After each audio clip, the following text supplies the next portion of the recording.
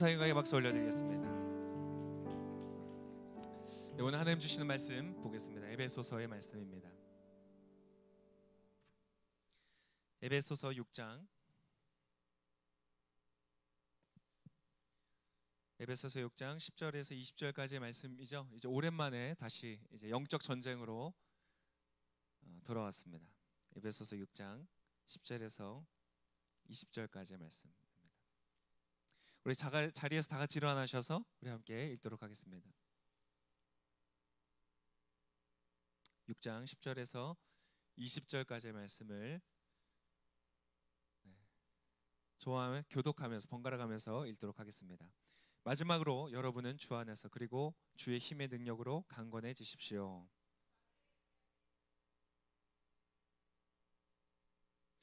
우리의 싸움은 혈과 육에 대한 것이 아니라 권력들과 권세들과 이 어둠의 세상 주관자들과 하늘에 있는 악한 영들에 대한 것이기 때문입니다.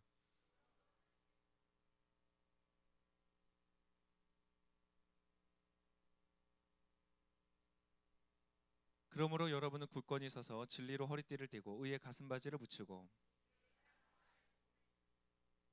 모든 일에 믿음의 방패를 가지고 이것으로 악한 자의 모든 불화살을 소멸시키며 모든 기도와 간구로 항상 성령 안에서 기도하고 이를 위해 늘 깨어서 모든 일에 인내하며 성도를 위해 간구하십시오.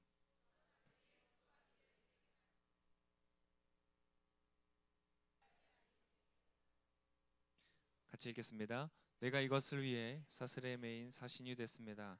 그러므로 내가 복음 안에서 마땅히 해야 할 말을 담대하게 말할 수 있도록 기도해 주십시오. 아멘. 우리 좌우에 계신 분들에게 구원의 투구를 쓰십시오. 인사하면서 함께했습니다. 자, 오늘은 구원의 투구입니다.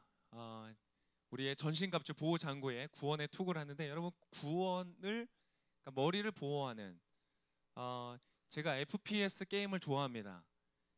그 FPS 게임 요즘에 유행하는 게임이 하나 있는데 특정 상표를 제가 말할 수는 없고 그 배에 뭐 있습니다. 저희 아들과 같이 하는 걸 좋아하는데요. 아들과 이렇게 같이 게임을 하면서 합니다. 그러면 그 게임은 참 잘 만든 게 이제 외국 사람들 막 들어와요. 그 안에 서로 다 대화를 할 수가 있는 거예요. 그냥 바로 그러면 저희 아들이 저보다 영어를 잘합니다. 영어 막 들어오면 Hello, where are you from? 이러면서 물어봐요. What's your name? Hey, hey. 그것이 이제 끝이에요. 뭐 게임하다가 Hey, hey 뭐 이렇게. 이 게임을 재밌게 하는데 그 게임 이제 FPS 게임을 하다 보면 이 굉장히 기가 막히고 신나는 순간이 있습니다. 어떤 순간인지 아세요? 그렇죠. 오늘의 제목과 비교해 봤을 때 헤드샷, 헤드샷. 죄송해요, 여러분. 이 게임을 안 하시는 자매님들 앞에서 제가 너무 이 FPS 게임을 하는데, 근데 여러분 그 해보시면 굉장히 재밌습니다. 이제 머리를 맞는 거예요. 총알을 쐈을 때 머리에 맞는 걸 헤드샷이라고 부르는데, 그거는 굉장히 이제 게임에 있어서 유리하죠. 왜 유리하냐면 머리를 맞으면 한 방에 죽거든요. 한 방에 죽어요. 그래서 헤드샷을 맞추는 게 굉장히 이제 재밌는 거예요. 막 흥분되고. 근데 그 헤드샷을 보호하기 위해서 사람의 머리는 다른 신체 부위와 다르게 한 번 맞아서 바로 손상이 되고 전체의 전투력이 상실될 수 있는 기관이기 때문에 그 머리를 보호하기 위해서 뭘 쓸까요? 그래서 투구, 헬멧을 쓰는 거예요. 그래서 게임을 하다 보면 이 헬멧에 그 등급이 있습니다. 1등급짜리 있고 2등급짜리 있고 3등급짜리 있어요. 굉장히 흐뭇하게 저를 보시는 분들은 이제 그 게임을 하고 계신 분들이에요. 아주 공감대가 막 형성되고 대부분은 안 되고 있어요 지금. 근데 그렇게 이제 헬멧을 쓰고 머리를 보호하는, 그래서 내가 얼마나 좋은 헬멧을 쓰느냐가 굉장히 중요해요. 왜냐하면 서로 총을 쏘면서 난사전을 벌이다가 잘못이라도 머리를 맞는 경우에 내가 헬멧이 좋지 않거나 헬멧이 없는 경우에는 내가 아무리 장비가 좋고 다른 모든 장비들, 무기가 좋고 방어 체계가 아무리 다 좋아도 그것으로 그냥 승부가 결정되어지기 때문에 그래요. 헬멧이라는 것은 굉장히 중요한 요소인 거죠. 그런데 오늘 이 전신갑주에서는 헬멧을 무엇으로 너의 머리를 보호하라는 거예요? 구원이라는 것으로 너의 헬멧을 삼아라. 너의 머리를 보호하는 것으로 삼아라. 그러니까 굉장히 이제 중요하다는 것을 알 수 있겠죠. 우리가 영적 전쟁을 하면서 사단과의 전쟁 속에서 내가 자유자로서 승리하는 인생을 걸어가는 그 여정 속에 우리가 구원이라는 것으로 머리를 보호하고 쓴다는 것은 굉장히 중요한 일이다. 그런데 이제 설교를 준비하면서 제가 어렵게 느껴지는 것은 그것이죠. 구원이라는 것은 과연 무엇일까? 구원이라는 단어는 여러분이 교회를 다니면서 아마 가장 많이 듣는 단어 중에 하나일 것이에요. 구원. 여러분, 구원이 무엇이라고 생각하세요? 구원이 뭘까요? 구원. 기독교를 조롱하는 사람들은 구원 주지 말고 10원을 줘라 뭐 이런 얘기를 하죠. 제가 한 얘기가 아니고 누가 그랬다는 거예요? 자, 구원이 뭐예요? 과연? 구원이라는 것은 여러분에게 있어서 어떤 의미가 있습니까? 구원이라는 것은 우리 기독교 안에서의 가장 중요한 주제이면서 그죠? 우리가 교회를 다니는 이유, 그 목표, 나의 어떤 상태의 변화의 최종적인 목적은 무엇이냐면 구원인 거거든요. 내가 구원을 받기 위해서, 내가 구원이 필요하기 때문에, 구원자로서 예수께서 이 땅에 오셨기 때문에, 예수 그리스도 외에는 구원하실 수 있는 구원자가 이 전 인류 세상 역사 속에서 단 한 사람도 찾아볼 수 없기 때문에, 하나님 외에는 구원하실 수 있는 존재가 없기 때문에 우리가 교회를 오는 것이죠. 기독교가 진리라고 믿는 것이죠. 구원이라는 것은 굉장히 중요한 이슈인데 의외로 우리가 구원이 무엇인지 선뜻 대답하기가 어려운 때가 많아요. 구원은 그냥 죽어서 내가 천국 가는 것, 이것으로도 굉장히 많은 것들이 해석이 될 수 있죠. 그래서 제가 봤을 때는 요즘 이 시대를 살아가는 저와 여러분에게 있어서 그 말은 그렇게 메리트가 없는 것 같아요. 내가 죽어서 나중에 천국 간다. 오케이, 그럼 뭐 좋아요. 그러면 내가 한 60대쯤 믿기 시작할게요. 그죠? 지금 내가 이 땅을 딛고 살아가는 것과 구원이라는 것이 그렇게 관련이 있는 것이 아니고, 나중에 내가 다 죽은 다음에 천국 가냐 지옥 가냐를 결정하는 일이라면 내가 죽음에 거의 다 달아서 믿어도 되지 않겠느냐, 이런 생각을 하게 되는 것이죠. 그러나 오늘 영적 전쟁에서 전신갑주를 입을 때에 너희는 구원의 투구를 쓰고 이 전쟁 가운데 임하여야 된다고 말하고 있어요. 이것은 죽은 다음에 이루어지는 사건이 아니라 너희가 일상 속에서 이 땅에서 죄된 이 세상 속에서 하나님의 사람으로서 살아가기 위해서 너희에게 있어 굉장히 중요한 요소다라고 말하고 있다는 거예요. 그렇다면 과연 구원이라는 것이 지금 내가 이 땅을 딛고 살아가는 것에 있어 어떤 의미를 갖는가, 이것을 제가 말씀드리기를 원하는 것이죠. 오늘 이것을 제가 설명하는 것뿐만 아니라 하나님이 원하시는 것은, 그래서 오늘 여러분을 구원하기를 원하시는 거예요. 여러분의 머리에 헤드샷 맞지 않게, 아니 헤드샷을 맞아도 괜찮도록 구원의 투구를 쓰는 거예요. 이 시대에 여러분 얼마나 많은 크리스천들이 영적인 헤드샷을 맞고 내 삶의 길을 잃어버리고 방황을 하고 있는지 몰라요. 머리를 보호해야 돼요. 여기 좌우에 계신 분이 한 번 더 인사하겠습니다. 구원의 투구를 쓰십시오. 자, 구원이라는 것이 그렇다면 무엇인가? 구원의 투구를 쓴다는 것은 무엇을 의미하는가를 제가 세 가지 포인트로 말씀을 드리기를 원하는데, 첫 번째는 따라하겠습니다. 구출. 구원은 구출에 관한 것이다. 구원이라는 것 자체의 사전적인 의미를 보면 어떠한 상황 속에서 우리를 건져낸다는 뜻이 바로 구원입니다. 건져내는 것이에요. 자, 건져낸다는 이 구원의 뜻을 가장 잘 보여주는 성경의 스토리가 있습니다. 어떤 스토리일까요? 온누리교회는 출 이집트기. 온누리교인이 되셔야 돼요. 아멘. 자, 우리 보통 성경에서 예전에 개역개정에서는 출애굽, 우리 온누리 성경에서는 출 이집트기라고 이렇게 번역을 했어요. 출 이집트기. 창세기 다음에 나오는 게 뭐예요? 뭐라고요? 출 이집트기. 자, 성경에 창세기, 하나님이 이 세상을 어떻게 창조하셨는가에 관한 이야기. 너는 왜 이 땅에 존재하게 됐고, 너는 왜 이 땅에서 살아가면서 축복과 사랑을 받는 존재로 지음을 받았음에도 불구하고 왜 어려움과 고통 속에 살아가는지를 다 설명하는 것이 창세기에 다 나와요. 그리고 나서 바로 그 다음에 나오는 게 뭐라고요? 출이집트기. 무엇에 관한? 구출하는 이야기에 관한 것이 나온다는 것이에요. 너희가 그러니까 성경은요, 이미 시작부터 우리가 구출을 필요로 한다는 것을 전제로 그것에 대해서 말하고 있어요. 성경은요, 전체가 구원에 관한 소식이에요. 구출하시는 사건에 관한 것이에요. 소원 성취가 아니에요. 구원하시고 구출하시는 사건에 대한 이야기다. 자, 출이집트기를 통하여서 하나님은 이스라엘 민족을 구출하시는데 어디로부터 구출해요? 이집트로부터. 자, 이스라엘이 이집트로부터 구출을 다 받아야 되는 이유가 무엇이었을까요? 왜 구출을 받아야 되었어요? 이집트에서 어떤 상태에 있었기 때문에? 노예 상태에 있었기 때문에. 처음에 들어갈 때는 환대를 받으면서 들어갔어요. 요셉이 권력자였고, 그래서 그의 가족이 모두가 환대를 받으면서 이집트로 들어갔어요. 그런데 시간이 지나고 세대가 달라지면서 이스라엘이 점점 번성하고 요셉을 기억하지 못하는 사람들이 권력자가 되었을 때 이스라엘이 부담스럽기 시작했어요.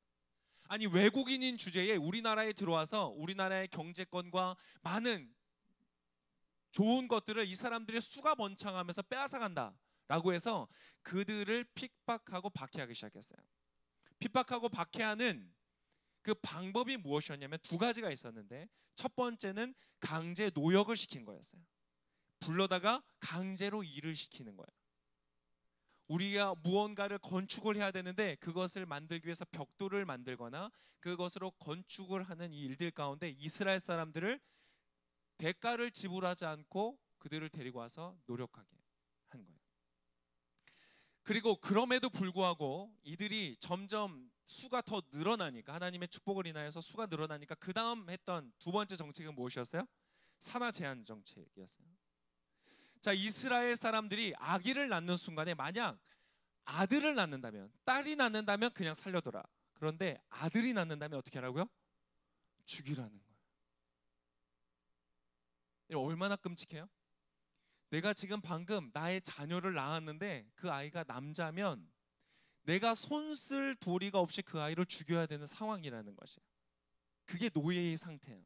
나의 자유권이 없고 나의 권리가 존재하지 않고 그저 모든 것들을 시키는 대로, 명령받는 대로 끌려가야만 하는, 심지어 나의 가장 사랑하는 자녀조차도 죽음 속에서 건져낼 수 없는 상태, 그것이 노예의 상태예요. 하나님은 그러한 이스라엘을 이집트로부터 어떻게 하셨다고요? 구출하셨다는 것이에요. 그것이 이제 출이집트기예요.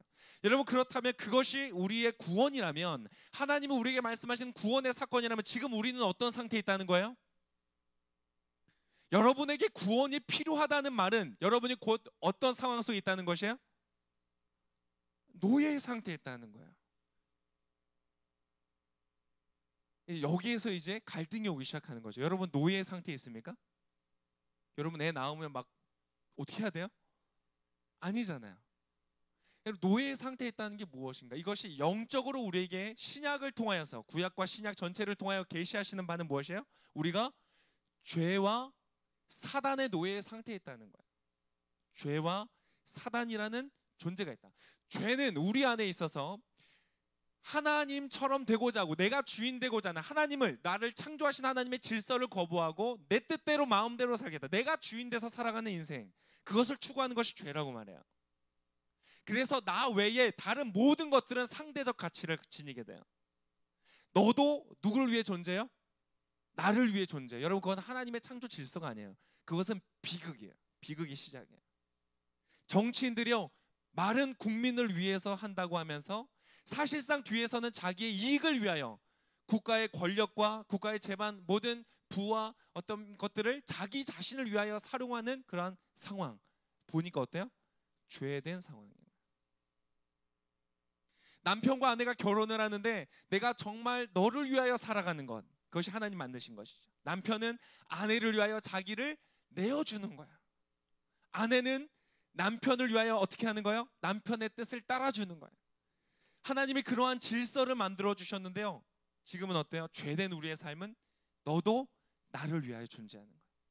아내가 존재하는 것도, 남편이 존재하는 것도 나를 위하여 너는 모든 것이 나 중심적인 삶을 살아가는 것. 그것이 죄된 이 상태인 것이야.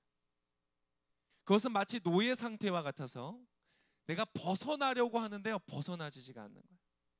나는 진심으로 사랑하기를 원해요. 저는 제 아내를 진심으로 사랑하기를 원해요. 그래서 결혼했어요. 여러분, 저는 그렇게 나쁜 사람은 아니에요. 사실 너는 내 소유물이야. 너는 내가 이용할 거야. 라는 악한 마음을 가지고 결혼하지 않았어요. 믿어주세요. 진심이에요. 정말 저는 제 아내를 사랑했고 사랑하기를 원했기 때문에 결혼했어요. 그런데 결혼하다 보니까 제가 아내를 향하여서 화를 내고 분노를 하고 제 목소리에 톤을 높이는 일들이 일어나는 거예요. 내가 사랑하는데, 사랑하기 원해서 결혼했는데 그렇게 하지 않으려고 하는데요, 안 되는 거예요. 그렇지 않아요? 안 되는 거예요. 여러분, 자녀를 낳으면 똑같을까요?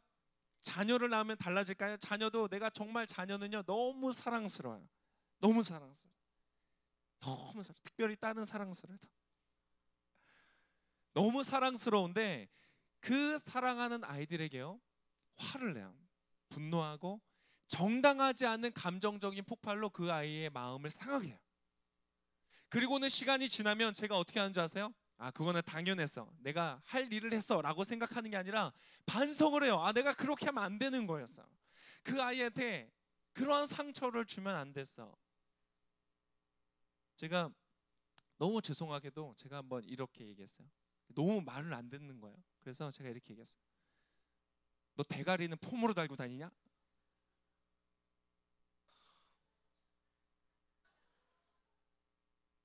여러분, 나 보세요. 그런데 제가 진짜 별로 그 큰 어떤 생각을 두고 한 얘기가 아니었는데 저희 첫째 아들이 충격을 받은 거예요. 머리를 그거는 생선한테 하는 말인데. 그래서 그 침대에 올라가서 이불을 덮어 쓰고 있는 거예요. 가만히 보니까 우는 것 같아. 울었어요. 그래서 저희 아내가 가서 설명해 줬어요. 아, 얘야, 그런 게 아니고 가끔 머리가 대가리가 될 수도 있어. 여러분, 근데 제가 그 상황을 경험하면서 정말 반성을 많이 했어요. 아, 이렇게 하면 안 되는 거야. 근데 여러분, 제가 그것을 반복할까요? 그만할까요? 저를 어떻게 보시겠어요? 그리고는 대가리란 말을 그 다음부터 절대 안 썼습니다. 그러나 다른 형태로 여전히 아직도 내 안에 내가 감정이 메말라 있고 너무나 지쳐 있을 때, 저희 아이들이 이 길을 가야 되는데 시간 맞춰서 어딘가를 가야 되는데 따르지 않고 막 자꾸 집을 어지럽히고 하면은 제 안에 감정이 조절되지 않는 것들이 있는 거예요. 사랑하지만 사랑으로 이어져 가는 것이 아니라, 생명으로 이어져 가는 것이 아니라 상하는, 고통받는 사망의, 죽음의 길로 들어서게 되는 것이 바로 죄예요. 우리의 관계가, 아내와 남편과의 관계, 부모와 자식 간의 관계, 너와 나의 관계, 직장 속에서도, 여러분 직장 속에 특히나 다 똑같이 사랑받는 자녀이고 똑같이 사랑받는 누군가의 배우자고 다 사랑받는 사람임에도 불구하고 우리가 그곳에 들어갔으면 철저하게 너와 나는 이용하는 관계, 그러한 비인격적 관계가 얼마나 우리 안에 많이 있습니까? 생명으로 가는 관계가 아니라 사망으로 가는 관계. 여러분, 지난 한 주간 살아가면서 너무 지쳤었죠. 너무 힘들었죠. 마음이 너무 어려웠죠. 너무 고통스러웠죠. 왜 그랬어요? 왜 그러한 생명과 소망의 역사가 아니라 죽음과 사망의 역사가 우리의 마음을 자꾸 무겁게 만들고 왜 우리를 넘어뜨리는 것인가? 그곳에는 죄가 있다는 거예요. 그리고요, 또 하나의 영적 존재가 있대요. 사단이라는 영적 존재가 있대요. 우리가 영적 전쟁에 대해서 우리가 배워야 되는 이유도 바로 이 영적인 존재인 사단이 있기 때문에요. 사단은요, 거짓말에 능한 존재야. 굉장히 교활해요. 그래서 사람의 마음속에 와서 사람의 마음속에 거짓말을 속삭이고 우리의 죄성을 불러일으켜서 죄를 짓도록 만들어요. 그러니까 내가 자녀와의 관계 속에서 죄 때문에, 내 안에 있는 죄 때문에 화가 나요. 통제하지 못해요. 미워하는 마음이 있어요. 그런데 거기에서만 끝나는 것이 아니라 그 틈을 타고 사단이 내 마음속에 속삭이는 거예요. 겉봐, 걔 너 무시하는 거야. 겉봐, 너 그러다 네 인생 잘못되는 거야. 또 그렇게 했다가 네 인생 망할걸? 넌 쟤처럼 너도 뒤에서 공격해야 돼. 우리로의 마음으로 하여금 요동치게 하고 우리로 죄의 길을 걷도록 만드는 사단이라는 존재가 있다. 그래서 우리에게 영적 전쟁이 필요한 거예요. 그런데 여러분, 우리는 그러한 상태를 인식하면서 살아가지 못해요. 죄의 노예 상태, 사단의 노예 상태에 있으면서도요, 우리는 잘 몰라요. 왜 그런지 아세요? 여러분의 우리의 인생을 망가뜨리는 것에는요, 한 가지면 족하기 때문에 그래요. 뭐라고요? 우리의 인생을 망가뜨리는 데는 몇 가지면 족하다고요? 한 가지면 족해요. 만약 사단이 우리의 삶에 역사할 때에 우리의 모든 영역들을 다 통제하고 내가 아무것도 하지 못하게 하고 그렇게 우리를 강제적으로 컨트롤한다면 우리는 우리가 죄의 상태에 있다는 것, 노예 상태에 있다는 것을 알게 될 거예요. 많은 경우에 귀신의 역사로부터 강력하게 공격을 받는 사람일수록 구원의 감격이 강력하게 나타나는 경우들이 많아요. 거라사에 있는 광인이라는 예화에서 나타나는 거, 예수님께서 그 귀신 들린 자를 쫓아냈던 것처럼 완전히 귀신의 통제 상태, 정상적인 삶이 되어지지 않는 미친 상태로 살아가는 그러한 사람들이 오히려 자기가 노예 상태에 있다는 걸 쉽게 인식하죠. 그런데 우리는 그렇지 못할 때가 많아요. 왜 그러냐면 사단이 모든 영역에서 우리를 통제하고 노예 상태로 삼는 것이 아니라 한 가지 영역을 통해서 우리의 삶을 망가뜨리기 때문에 그래요. 여러분, 인생을 망가뜨린 거엔 한 가지면 좋게요. 제가 대학생 때 국내 아울리치를 갔습니다. 국내 아울리치를 기도하면서 하나님 보여주시는 대로 따라가는 거예요. 아주 재밌어요. 여러분들 우리 나중에 언제 한번 해보면 좋을 것 같아요. 기도하면서 하나님이 인도하신 대로 갔는데 그때 우리가 강원도 정선으로 갔어요. 강원도 정선에 뭐가 있어요? 카지노가 있어요. 카지노에 가서 구경을 하러 이제 들어갔어요.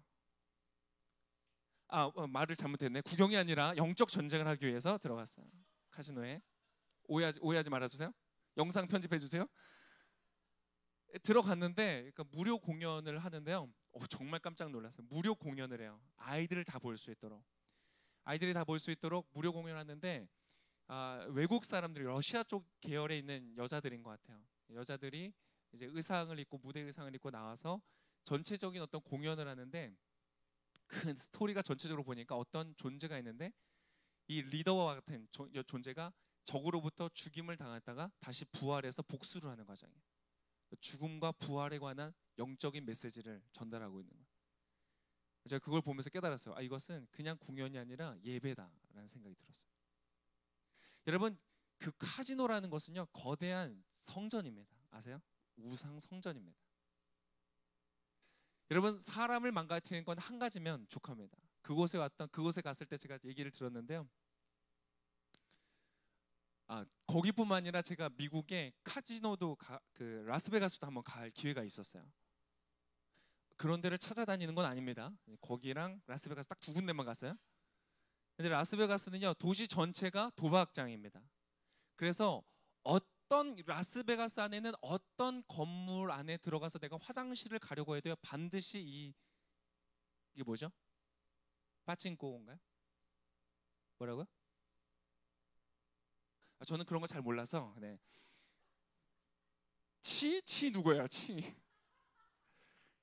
이것을 댕기는 것을 반드시 지나가게 돼 있는 거예요. 너무 재밌는 거 몇 가지를 얘기했는데 단체 객으로 투숙을 들어와도요, 방을 다 서로 분배시키고 서로가 무슨 방에 있는지 알려주지 않아요.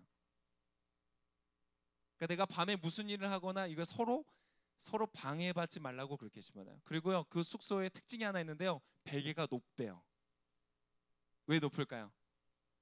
잠이 잘 안 오게 하는 거예요. 불편해서. 그래서 뒤척거리다가 내려가서 한번 땡겨볼까 하고 내려가게 만드는 거예요. 그리고 그 다음날 퇴실 시간이 12시인데요. 퇴실 시간에 이 사람이 나타나지 않으면 경찰 2명과 그곳에 있는 지배인이 같이 그 방에 올라가게 돼 있어요. 왜 그럴까요? 자살하는 경우가 많기 때문에. 거기는요, 이 땡기는 이 기계에 1센트까지 다 넣을 수 있대요. 우리나라로 말하면 1원짜리까지도 다 넣을 수 있대요. 무슨 의미일까요? 너희 주머니에 있는 먼지까지 다 털어내고 가라는 뜻인 거예요. 제가 정선에 있는 카지노 갔을 때 그런 얘기를 들었어요. 많은 사람들이요, 멋진 차를 몰고 오네. 벤츠를 몰고 오고 뭐 그 당시에 유명했던 차들이 있어요. 에쿠스 뭐 이런 걸 몰고 와서요, 그 차까지 다 저당 잡히고 그곳에 하찮은 일들과 노동을 하면서 있는 사람들이 굉장히 많다는 거예요. 여러분, 사람의 인생을 망가뜨리는 것은요, 몇 가지면 충분해요? 한 가지면 충분해요. 어떤 사람은 술 때문에 망가져요. 술에 중독되어서 망가지기도 하지만 술 때문에 나의 인생 속에서 해서는 안 되는 결정적인 실수를 술 때문에 하는 사람들이 있어요. 여러분, 인생을 망가뜨리는 건 한 가지면 충분해요. 우리가 보니까요, 사람들의 주목을 받고 저명했던 사람들이요, 그들의 영향력을 잃어버린 것, 사회적인 죽음을 맞이하는 것, 사망에 잃어버린 그의 삶이, 육적인 생명은 남아있어도 사회적인 영향력의 생명은 죽어버리는 것은요, 한 가지면 족하더라고. 하나에서 걸리면 모든 게 망가져버려요. 어떤 사람은 성 때문에 망가져버려요. 어떤 사람은 중독 때문에 망가지고, 도박 때문에 망가지고. 여러분, 그래서 우리는 모른 채 살아가는데요, 죄와 사단의 노예 상태 속에서 살아갈 때가 많은 것이죠. 그래서 하나님은 이 땅 가운데 우리를 구출하기를 원해서, 그러한 이스라엘 민족들을 구출하기를 원하시는 거예요. 그래서 했던 사건이 있어요. 무슨 사건이에요? 유월절의 사건을 내미셨어요. 유월절의 사건은 무엇이에요? 그 이스라엘 백성들을 괴롭히는 이집트의 모든 장자들을 처형하는 날이었어요. 그들의 권력과 권세를 깨트리시는 날이었어요. 그런데 그것은요, 이스라엘 사람들에게도 동일하게 다 적용되는 것이었어요. 여러분, 하나님 앞에서 죄인이 아닌 사람이 없기 때문에 하나님의 심판은 모두에게 임하는 것이에요. 그런데 그때에 하나님께서 이스라엘 백성들은 이 심판으로부터 면하게 되는, 여러분, 유월절이라는 말 자체가 너물류의 너물월이에요. 예전에 우리 학교에서 야자 땡땡이 치고 도망갈 때 뭐라 그래요? 월장한다 그러죠. 월담한다. 너물월이에요. 너물월. 유월절은요, 넘어간다는 거예요. 영어로는 패스오버라는 뜻이에요. 그러니까 넘어가는 날 너에게 임할 하나님의 심판이 넘어가는 것, 면제되어지는 것, 그것이 어떠한 것으로 말미암아 이루어져요? 무엇으로 말미암아? 어린 양의 피로 말미암아. 여러분, 수천 년 전에 쓰여졌던 이 이집트기에 이미 유월절의 어린 양, 우리를 대신하여 누군가가 피 흘려 죽어야 우리가 살아난다는 그 메시지를 주고 있는 거죠. 하나님은 그렇게 이스라엘 민족을 구출하셨어요. 이집트 전체가 장자가 죽는 사건이 일어나서 하나님의 심판이 임하여서 너희들의 그 죄의 대가를 지불하게 만드시는 사건이 일어난 것이에요. 그런데 그때 이스라엘 민족은 누구 때문에? 유월절의 어린 양 때문에 심판을 면하고 뿐만 아니라 이집트에 있었던 노예의 상태로부터 구출되게 되어졌다는 것이에요. 오늘도 하나님은 여러분 죄와 사단의 노예 상태에 있는 우리를 이런 식으로 구출하시는 줄을 믿습니다. 여러분이 누구 안에 있을 때에, 유월절의 어린 양으로 오신 예수 그리스도 안에 있을 때 여러분 구원받는 것을 믿으시기를 축복합니다. 여러분은 구출되어지는 거예요. 예수님을 믿는 사람들은요, 더 이상 죄와 사단의 다스림과 영향력 속에서 우리는 머물러 있지 않는 것이에요. 하나님이요, 실제로 그 영향력을 깨트리기 위해서 10가지 재앙을 주셨어요. 10가지 재앙은요, 그 당시에 이집트가 섬기고 있던 다 신들이었어요. 우상들이었어요. 그것들을 하나하나 깨트리셨어요. 그리고 마지막 장자, 그 우상을 깨트리셨죠. 그리고 이제 도망가는 거예요. 도망가는데 무엇을 만났어요? 이스라엘 사람들이 막 이제 힘들게 도망가고 있는데 뭘 만났어요? 홍해를 만났어요.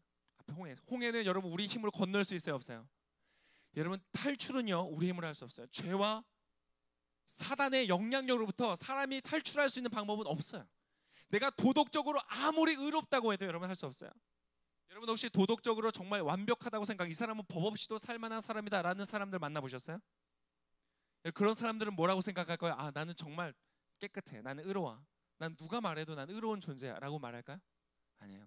보니까 깊이가 있는 사람, 정말 자기의 존재를 알고 있는 사람은요, 착하게 살아가지만 자기가 의롭지 않다는 걸 알더라고요. 오히려 정직할수록 내가 얼마나 충분히 정직하지 않은지를 알고 있더라고요. 여러분, 우리가 도덕적으로, 의식적으로 노력해서, 종교적으로 노력해서 벗어날 수 있는 길은 없어요. 그것은 마치 홍해와 같아요. 근데 그 홍해 앞에서 누가 쫓아왔어요? 바로의 군대가 쫓아왔어요. 하나님께서 그때 행하신 일이 있어요. 홍해를 가르시고 그곳에서 무엇을 몰살시키셨어요? 바로의 군대를 몰살시키셨어요. 구출이라는 것은 이러한 것이에요.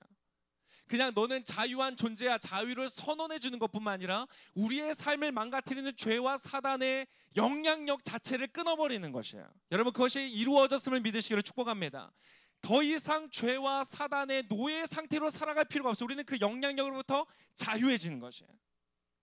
하나님의 그 힘과 권세를 깨트리시기 위하여 십자가에 죽으셨고 사망으로부터 부활하셨어요. 예수께서 부활하신 그 사건을 인하여서 더 이상 여러분의 인생 가운데 바로의 군대와 같은 힘과 군사력은 여러분에게 영향력을 줄 수 없는 것이에요. 여러분, 자유케 된 것을 믿으시기를 축복합니다. 그 홍해를 이스라엘 사람들이 건너갔어요. 그것을 무엇을 의미하는 줄 아세요? 그것이 오늘날 우리가 어떤 형태로 재현하냐면 세례의 형태로 재현해요. 세례는 그래서 받는 거예요. 홍해 안에서 이스라엘 민족들은 모든 과거에 노예 상태에 있었던 자들이 다 죽는다는 것을 선언하는 거예요. 예수께서 십자가에 죽으시고 부활하시는 것처럼 여러분들도 이제 죄와 세상에 대해서 죽고 하나님에 대해서 살아가는 새로운 부활의 역사를 경험하는 자리, 그것을 우리가 믿음으로 선언하고 공식적으로 의식적으로 행하는 것이 바로 세례예요. 여러분, 세례 아직 안 받으신 분들은 세례를 받으세요. 신청을 하세요. 교육을 받으시고 세례를 받으세요. 여러분 앞에 열려있는 홍해의 강을, 홍해의 바다를 건너가시기를 축복합니다. 여러분을 위해서 하나님이 열어놓으시는 거예요. 여러분이 뭔가 노력해야 되는 게 아니에요. 도덕적으로 의식적으로 노력해서 가는 것이 아니라 하나님이 걷어놓으신 그 길을 걸어가는 거예요. 그럼 여러분은 영원히 노예 상태로부터 벗어나게 되는 줄 믿습니다. 여러분 이제 자유인이 되는 거예요. 더 이상 여러분이 사랑하는 자녀를 낳아놓고 그 자녀를 죽음자리 가운데 내어놓을 필요가 없는 것이. 여러분이 예수님을 믿고 홍해를 건넌 사람들은, 예수 그리스도의 십자가와 부활이 이제 여러분의 것이 된 사람들은, 그것을 믿는 사람들은 오늘 당장 죽어도요 영원한 생명, 영원한 자유가 여러분 가운데 보장되어 있는 것이에요. 여러분, 죽어도요, 죽는 것만큼 끔찍한 일이 세상에 어디 있겠어요? 죽어도요 천국이에요. 옆에 계신 분에게 말씀했어요. 죽어도 천국입니다. 두려워할 것이 없어요. 하나님께서 여러분에게 가장 좋은 최고의 것을 예비하셨음을 믿으시기를 축복합니다. 두 번째로는 무엇이냐면 계약입니다. 하나님의 구원은 첫 번째 구출하시는 것이었고요, 두 번째는 계약을 맺으시는 거예요. 이 사람들을 홍해를 바다를 건넌 다음에 그들이 도착한 곳이 어디냐면 시내산이었어요. 시내산에서 하나님은 이스라엘 민족과 계약을 맺으세요. 하나님은 여러분과 계약을 맺으셨어요. 약속을 맺으셨어요. 여러분, 계약이라는 것은 굉장히 중요합니다. 왜냐하면 자, 이제 자유한 존재가 되었어요. 노예 상태에 있을 필요가 없어요. 그런데 이 사람들이 평생 배워오면서 살아온 것은 벽돌 만드는 것이에요. 지푸로 벽돌 굽는 거. 그럼 이 사람들은 여전히 다른 곳에 가서 지푸로 벽돌을 만들면서 그렇게 건축하면서 살아가야 될까요? 이제까지 그들이 어린 아이를 태어나서 남자하면 죽여야 됐어요. 그런데 나가서 자유케 하게 됐는데 어린 아이를 낳았는데 죽여야 될까요? 그렇지 않죠. 자유하게 되었기 때문에 이제는요, 자유한 그 사람들에게 맞는 삶의 형태가 있는 것이에요. 이 사람들 한 번도 경험해 본 적이 없어요. 내가 열심히 돈을 벌어서요, 내가 써본 적이 없어요. 늘 빼앗겼기 때문에. 늘 구걸해서 내가 노력했지만 내가 받는 것은 노력한 것과 상관없이 겨우 허기를 면할 수 있는 한 깨 식량뿐이었거든요. 그러나 이제는 그것이 너의 것이라는 것을 가르쳐 주시는 거예요. 자유한 자는 어떻게 살아야 된다는 것을 말씀해 주시는 거예요. 우리는 구원을 받았음에도요, 때때로 계약을 충분히 알지 못하기 때문에 아름다운 것과 추한 것을 구분하지 못할 때가 있어요. 그냥 돈을 많이 벌고 화려하게 입는 것이 아름답다고 착각할 때가 있어요. 그것이 아닌데 여전히 내 속은요, 노예 상태에 있었던 것처럼 미워하고 시기하고 질투하고 이기적이고, 다른 사람이 잘 되는 거 보면 너무 질투가 나는 거야. 다른 사람이 뭔가 멋있는 브랜드의 옷을 입고 있으면 너무 질투가 나는 거야. 전 내가 입어야 되는데. 다른 사람이 어떤 영역에서 좋은 결과를 내면, 내 직장 동료가 어떤 면에서 성과를 거두고 인정을 받으면 너무 질투가 나는 거야. 내 마음속은 여전히 죄와 노예의 상태 속에 있는데, 그것이 추한 것인데 마치 내 내면과는 상관없이 겉모습만 꾸미려고 하는 여전히 죄인인 것처럼 살아가는 우리의 모습이 얼마나 있을 때가 있는가. 보니까요, 특히 청소년기에 이르르면 제가 차세대 사역할 때 그런 얘기를 했었어요.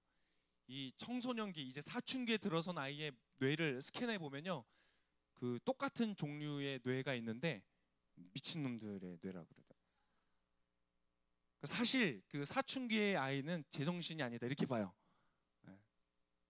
여러분 그때는 뭐가 헷갈리냐면요, 멋지는 것과 망하는 것이 구분이 잘 안 되는 것 같아요. 멋진 것과 망하는 것. 그러니까 제가 아는 목사님 한 분도요, 그때 이제 조금 이렇게 좀 잘 나가는 분이었어요. 청소년기에, 사춘기 때. 집안에서 잘 적응 못하고 이제 약간 그런 어깨 형님들이랑 이제 막 같이 다닌 거예요. 그러다가 초청을 받았대요. 너 우리랑 같이 좀 하자. 너 괜찮은 것 같다. 그 지역 그 동네에서 나름 이름 있는 이제 그룹 안에 있었던 거예요. 그래서 가장 친한 친구랑 같이 오케이 그걸 따라가기로 했대요. 그게 뭐였냐면 일본의 야쿠자였어요. 그래서 밤에 몇 시에 몇 날 몇 시에 그 배 타는 선박장에서 만나서 배 타고 일본으로 넘어가기로 한 거예요. 근데 넘어가는 날 가기로 한 날 너무 무섭더라는 거야. 그래서 안 갔대요. 친구만 보냈어요. 이런. 친구는 갔어요. 자기는 안 갔어요. 근데 그 이후로 친구와는 소식이 끊겨서 지금 생사 여부를 알 수가 없대요. 여러분 그때 뭐예요? 우리가 봤을 때는 명확하잖아요. 여러분 봤을 때는 아 그거 가봐도 되는 거 아니야? 이렇게 생각하는 사람 없잖아요. 그러면은 뇌 스캔을 해보셔야 돼요. 우린 명확하게 알아요. 그런데요, 우리 인생을 살아가면서 무엇이 멋진 것이고 무엇이 망하는 것인지를 구분하지 못할 때가 있어요. 망하는 길인데 멋져 보여요. 멋진 일인데 망하는 것처럼 보여요. 우리는 구분이 안 돼. 그래서 하나님의 계약이 필요해요. 너가 자유인으로서 살아가는 아름다움과 멋있는 인생은 바로 이러한 것이다. 너는 이렇게 사는 것이 진정한 아름다움이다. 이것이 진정한 강함이다. 그것을 하나님 우리에게 말씀해 주신. 여러분 하나님의 말씀을 따라 사시기를 축복합니다. 그것이 정말로 우리의 삶을 행복하게 하고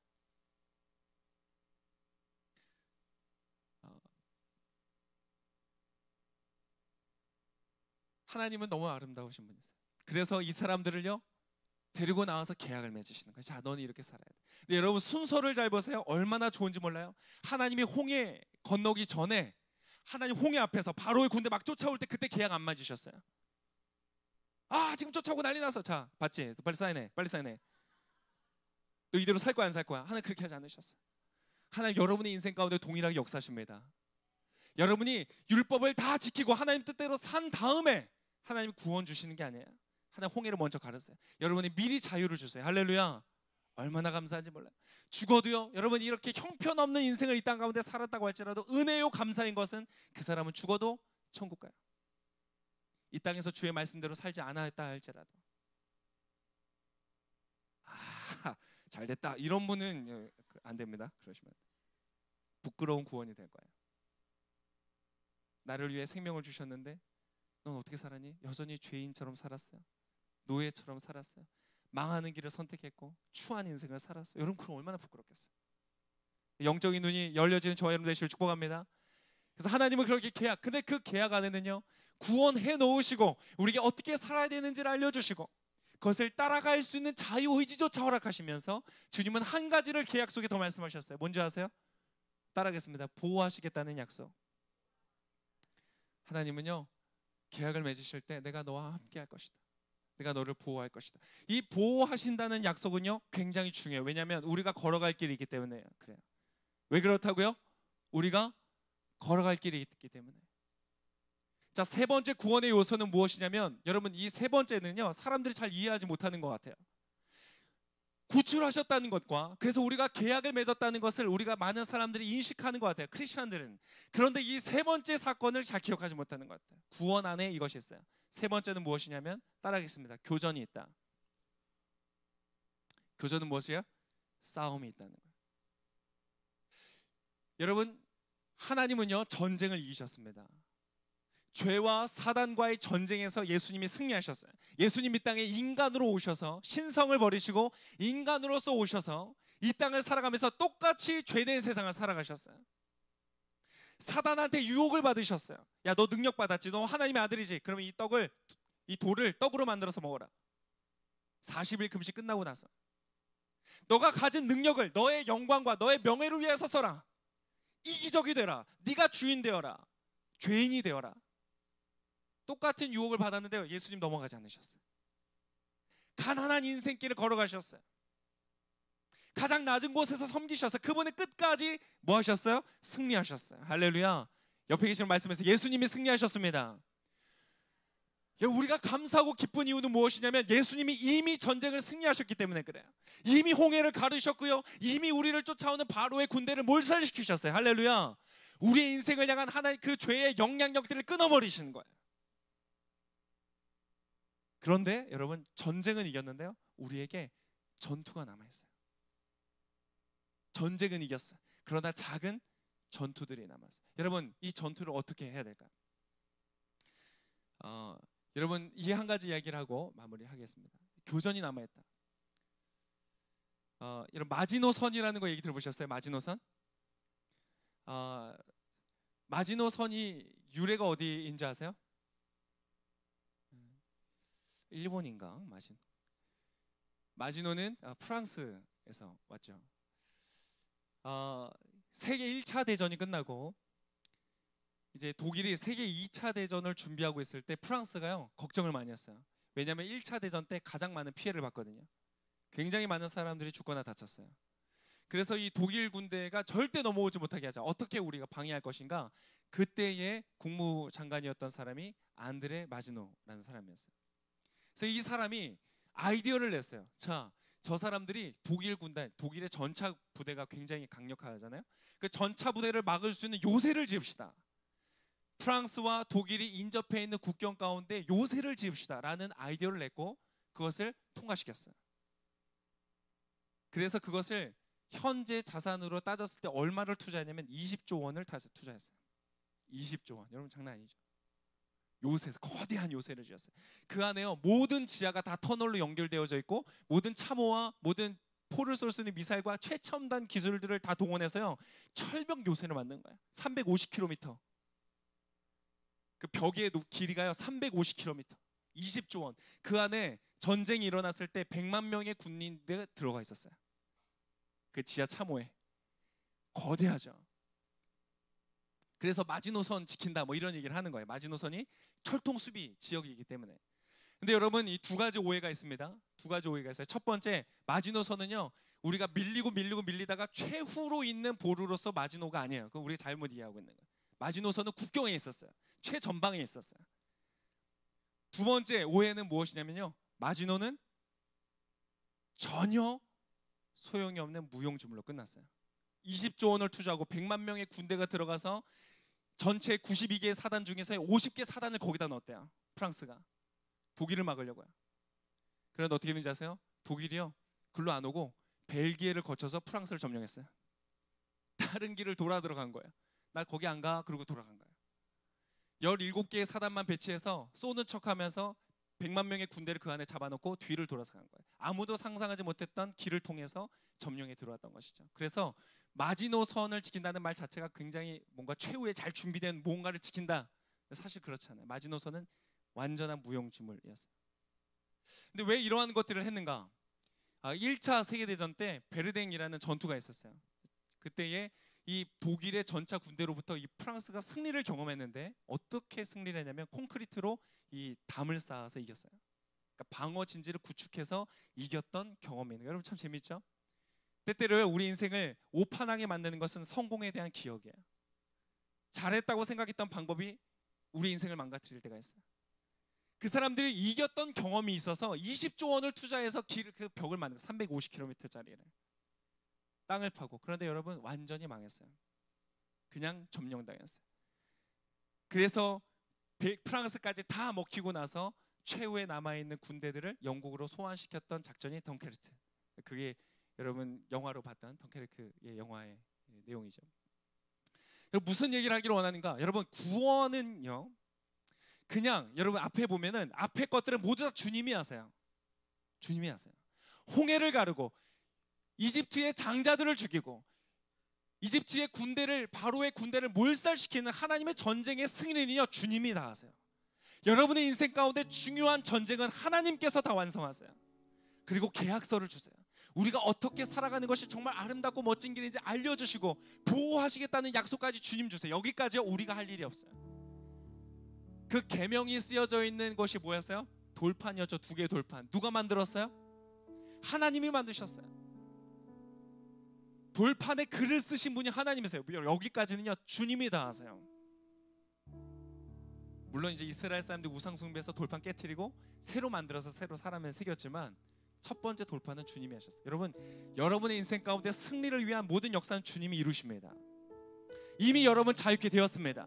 아직 예수님을 영접하지 않는 분들은요, 예수님이 당신을 위해 죽으셨고 부활하셨어요. 유월절에 어린 양 되셔서 이제 여러분을 하나님의 심판으로부터 면하게 하시고 이제 정말 생명의 삶으로 인도하여 주십니다. 그래서 믿고 받아들이시기를 축복합니다. 그리고 세례를 받으세요. 그런데 여러분, 이제 이것을 믿고 살았던 사람들, 나는 이제 죄와 사단으로부터 자유합니다. 주님께서 나와 함께 하시겠다는 약속도 주셨습니다. 그러고 나가봤는데요, 웬걸 이제까지는 주님이 다 하셨는데 내가 싸워야 되는 적이 있는 거예요.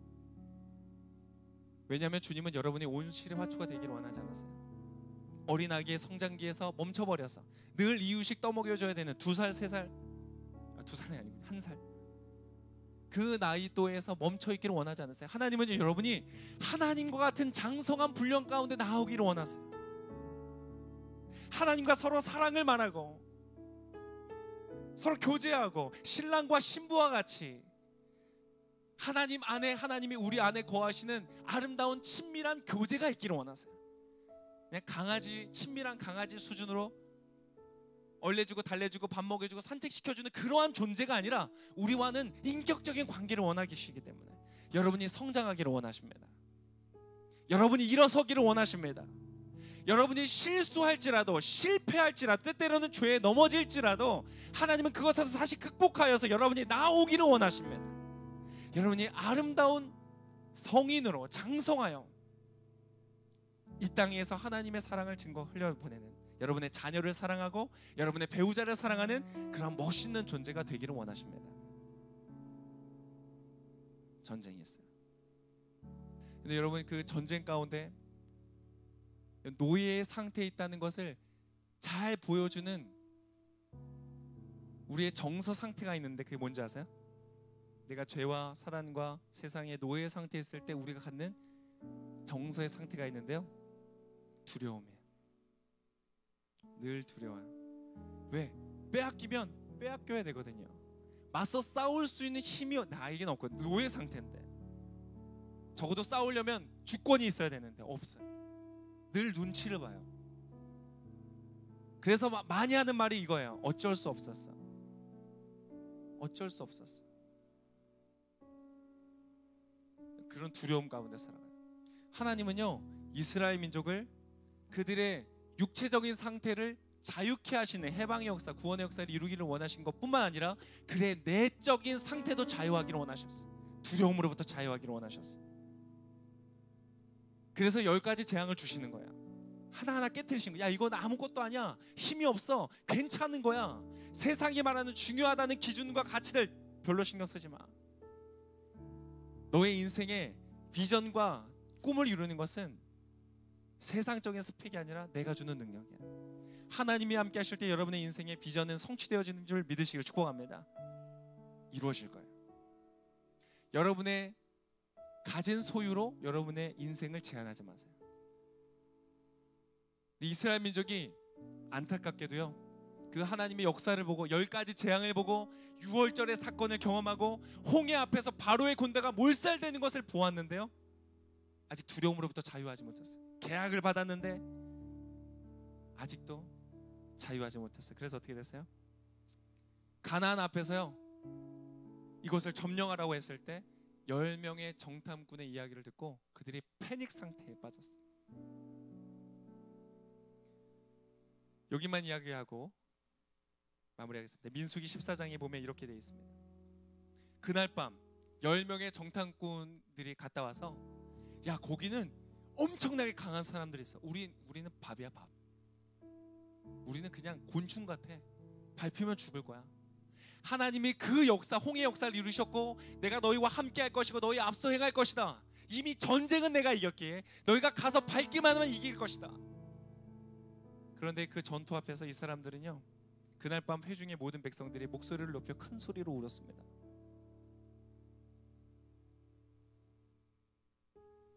왜 우리를 이곳에 끌어내서 여기에서 죽게 하느냐? 우리 그렇게 생각할 때 있어요.